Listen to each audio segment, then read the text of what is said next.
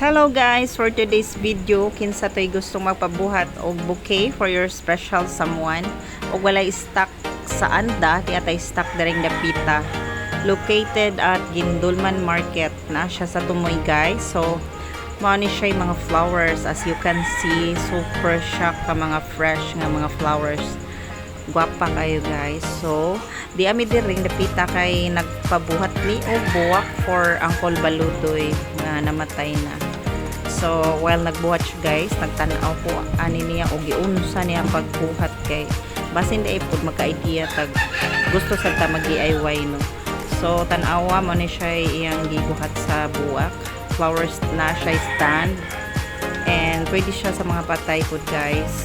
So, depende dyan na sa imuha kung unsang klasiha na buwak mo ipabuhat ka rin dapita oh.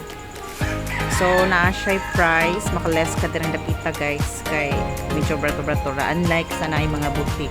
So, may siya, nahuman na siya guys. Ribbon na lagi butang niya.